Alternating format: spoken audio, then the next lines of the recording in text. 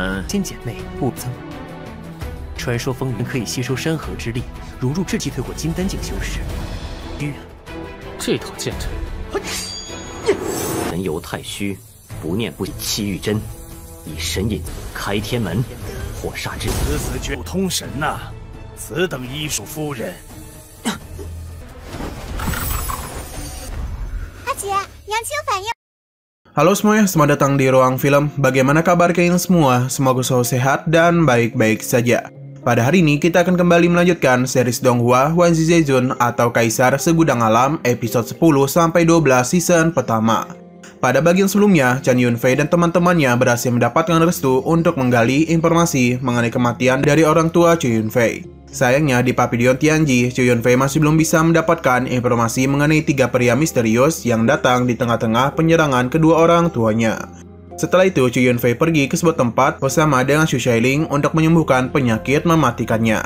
Alhasil, hanya dengan menggunakan jarum akupuntur saja, Chu Yunfei itu mampu mengobati Xu Xiaoling dari segala penyakitnya. Selesai mengobati Xu Xiaoling, Chu Yunfei bersama dengan teman-temannya memutuskan untuk pergi ke Villa Shenbing dengan alasan untuk mencari tahu siapa yang telah menghabisi kedua orang tuanya.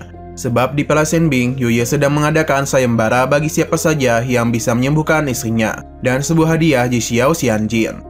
Scene lanjut terlihat di halaman depan Villa Shenbing sedang ada keributan antara Chu Yunfei dengan teman-temannya dan sekelompok orang dari lembah pengobatan abadi yang dipimpin oleh Raja Obat di Kekaisaran Tianwu yakni Lin. Pada saat itu, ketika melihat wanita cantik yakni Li Shui, Gongsun sempat memberikan penawaran kepadanya. Jika Li Shui ingin belajar tentang ilmu pengobatan, maka Gongsun dapat membawanya ke lembah pengobatan abadi. Bukannya menerima, Li Shui justru menolaknya secara mentah-mentah dengan mengatakan bahwa lembah pengobatan abadi hanyalah mengandalkan namanya yang besar saja dan sama sekali tidak layak dibandingkan dengan keterampilan dari Chu Yunfei. Mendengar ucapan itu, Gongsun dan orang-orang dari lembah pengobatan abadi menjadi sangat kesal karena mereka menganggap penghinaan itu sudah sangat keterlaluan. Akibatnya, salah satu bawahan Gongsun langsung menggunakan jurus cakar harimau untuk menyerang Li Shui. Akan tetapi, serangan cakar harimau itu mampu dihentikan oleh Li Shui hanya dengan 2 kali tebasannya saja.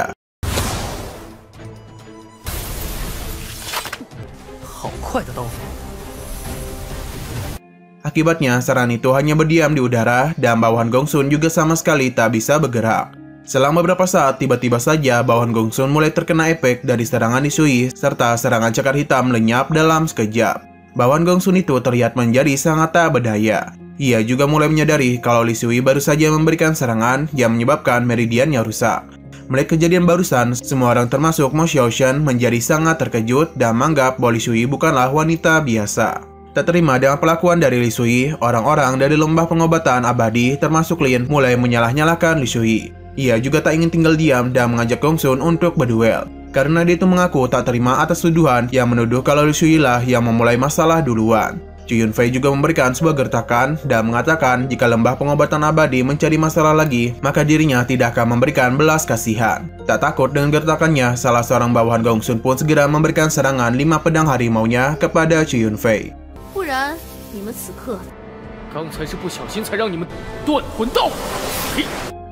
Melihat hal demikian, Dao Chan pun tak tinggal diam saja dan kemudian langsung gunakan jurus telapak penakluk iblis Fajra untuk menghadapi serangan harimau. Alhasil, serangan 5 pedang harimau dapat dengan mudah dimusnahkan, hingga membuat bawahan Gongsun itu terpental.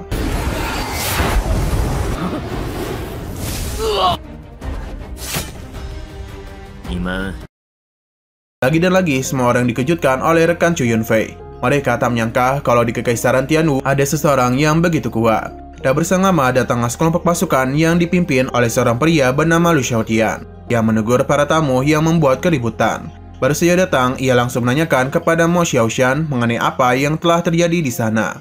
Setelah tahu apa yang telah terjadi, Lu Xiaotian pun menegur Mo Xiaoshan yang hanya berdiam diri saja ketika orang dari lembah pengobatan abadi ditindas oleh Chu Yunfei dan teman-temannya.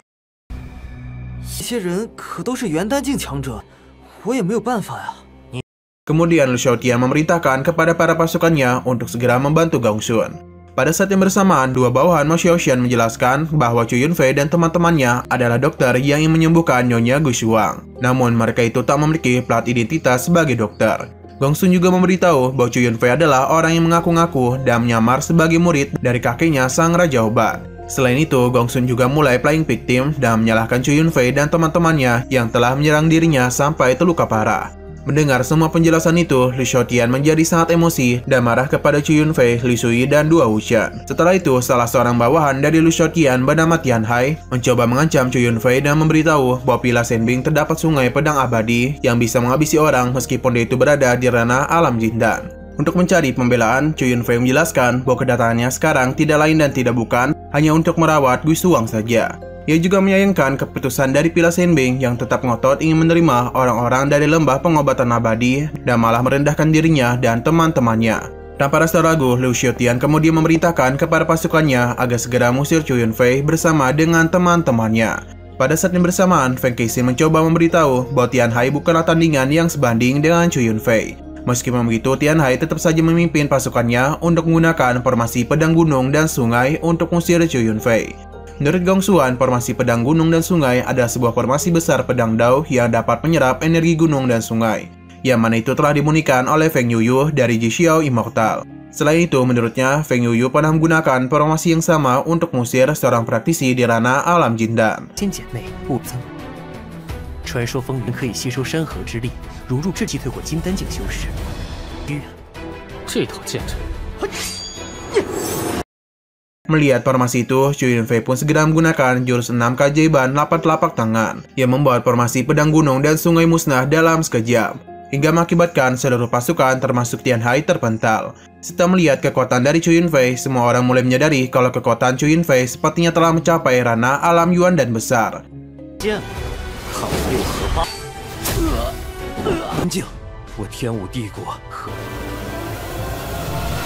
Karena semua pasukannya telah dikalahkan, Lu Xiaotian pun memutuskan untuk ikut turun tangan menghadapi Chu Yunfei. Pada saat yang bersamaan, datanglah seorang ketua kedua di Pila Shenbing bernama Feng Zhenyuan yang memerintahkan Lu Xiaotian agar segera membawa Gong Sun ke dalam karena Gui Shuang sudah sangat kritis. Sehingga Lu Xiaotian pun tanpa banyak berbicara langsung mengikuti perintah dari Feng Zhenyuan.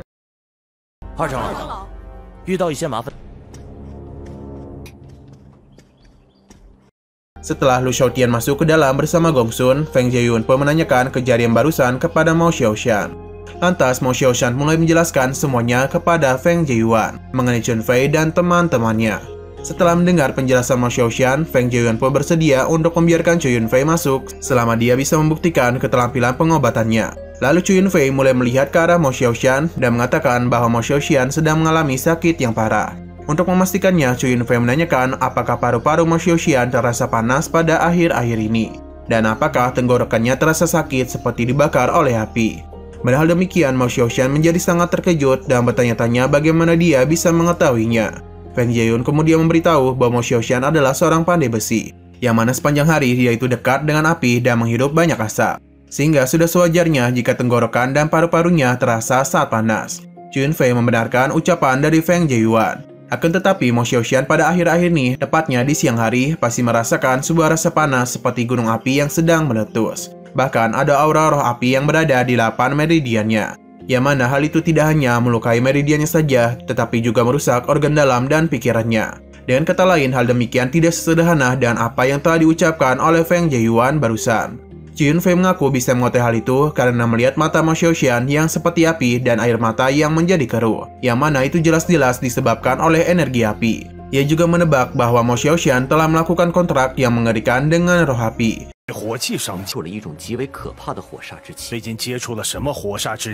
Kemudian Chu Yunfei langsung mengambil senjata milik Mao Xiaoshan untuk membuktikan ucapannya. Pada saat juga, Feng Zhenyuan menjadi sangat terkejut ketika melihat roh api yang besar dan kuat di senjata Mao Xiaoshan. Chu Yunfei memberitahu bahwa ada sebuah transformasi energi jahat yang seharusnya di palu itu berisi sisa roh naga api.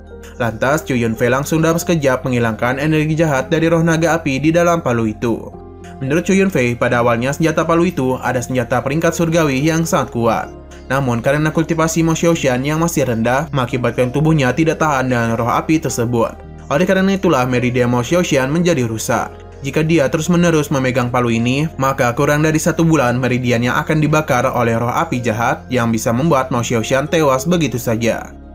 Setelah melihat kemampuan Chu Yunfei, Feng Zhenyuan pun dengan segala hormat meminta Chu Yunfei untuk mengobatinya. Kemudian Chu Yunfei bersedia untuk mengobatinya dengan jarum akupuntur yang mampu menyingkirkan roh api jahat dari tubuhnya. Sebelum menggunakan jarumnya, Chu Yunfei menyuruh Mo Xiaoxian untuk duduk dan membuka bajunya terlebih dahulu. Setelah itu, ia pun langsung menggunakan 9 jarumnya untuk mengobati Mo Xiaoxian. Melihat Chu Yunfei yang menggunakan 9 jarum secara bersamaan, Feng Jieyuan menjadi sangat kagum dengan pengendalian Chu Yunfei. Ketika sedang mengobatinya, Chu Yunfei meminta Mo Xiaoxian untuk fokus dan jangan memikirkan apapun.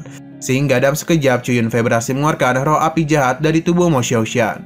Feng Jieyuan pun mulai menyadari keterampilan medis Chu Yunfei bukanlah kaleng-kaleng. Dan seharusnya dengan keterampilan itu, Chu Yunfei bisa menyembuhkan Gui Shuang.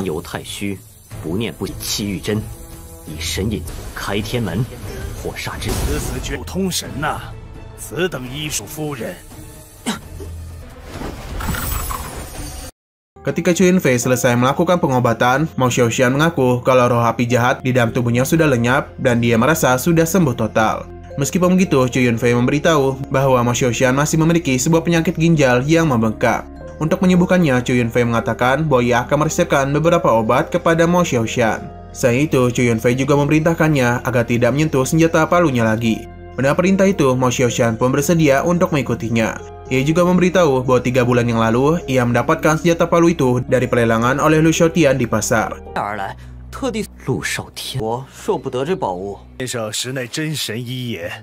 Sesudah itu, Feng Jieyuan pun memutuskan membawa Chow Yunfei dan teman-temannya untuk masuk dan mengobati Gui Shuang. Sebelum masuk, Feng Jieyuan sempat menanyakan nama dan dari mana asal Chow Yunfei. Namun Chow Yunfei mengatakan kalau ia akan memberitahunya setelah menyembuhkan Gui Shuang. Sementara itu, di kediaman Feng Yuyu, terlihat Feng Yuchan sedang menangisi ibunya yang terbaring tak berdaya di tempat tidurnya.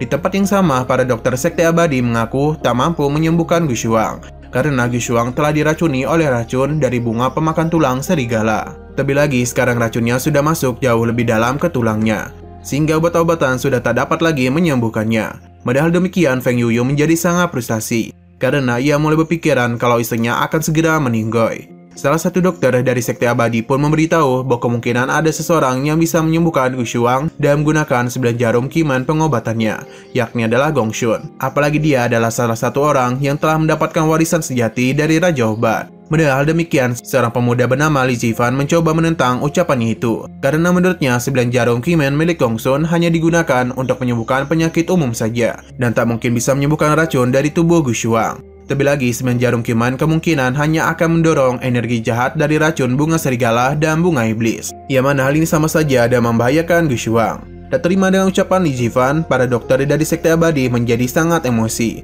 dan menganggap kalau Li Jifan hanyalah orang yang sok tahu.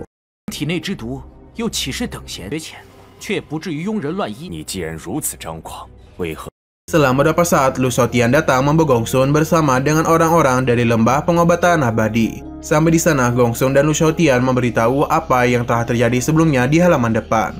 Sudah mendengar semuanya, Feng Yuyu pun memerintahkan Lu Shaotian untuk segera mengusir Chow Yunfei dan teman-temannya. Setelah itu, Feng Yuyu membawa Gong Xun masuk ke dalam untuk memeriksa dan mengobati istrinya.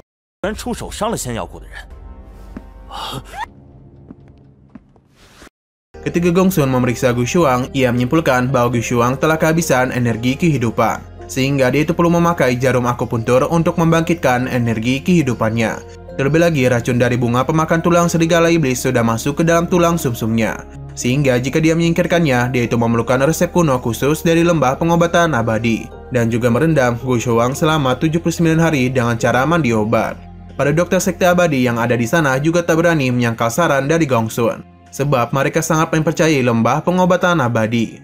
Berbeda dengan Li Jifan, ia justru mengatakan bahwa apa yang dilakukan oleh Gong Xun dapat membahayakan hidup Gui Shuang, dan alasan karena racun di dalam tubuhnya sudah menyerap esensi Gui Shuang selama bertahun-tahun.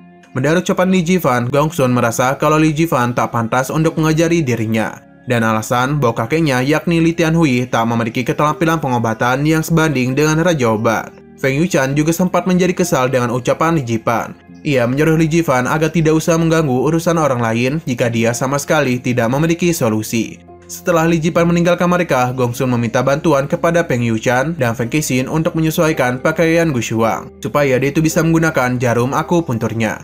Lalu Gong Xun mulai mengeluarkan 9 jarum kimannya dan langsung memasangkannya ke titik-titik akupuntur di tubuh Gui Shuang. 阿姐，娘亲反应，娘亲的气色也好了些许。恭喜，真是如此。我风于月必。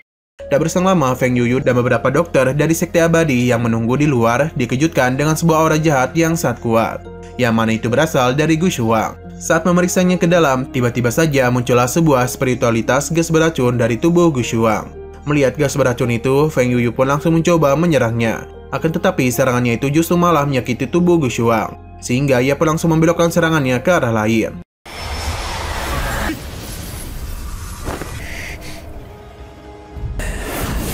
Dan penuh rasa kekesalan, Li Jifan pun mencoba menegur mereka yang ngeyel dan tak ingin mendengarkan apa yang telah dia katakan sebelumnya. Menurut Li Jifan, kondisi seperti ini sudah sangat sulit untuk disembuhkan, sebab spiritualitas gas beracun sekarang sudah menyatu dengan tubuh Gu Shuang. Dengan kata lain, menyakiti gas beracun sama saja dengan menyakiti tubuh Gu Shuang. Tampaknya Feng Yuchen pada saat itu merasa sangat menyesal dan bersedih karena tak mau mendengarkan ucapan dari Li Jifan sebelumnya. Di waktu yang sama, Feng Jieyuan pun datang bersama dengan Chu Yunfei, Li Suyi, dan dua Wuchen. Pada saat itu, tiba-tiba saja gas beracun sempat nyaris menyerang Feng Kexin. Lantas, Feng Yuyu langsung mencoba menyerang gas beracun itu.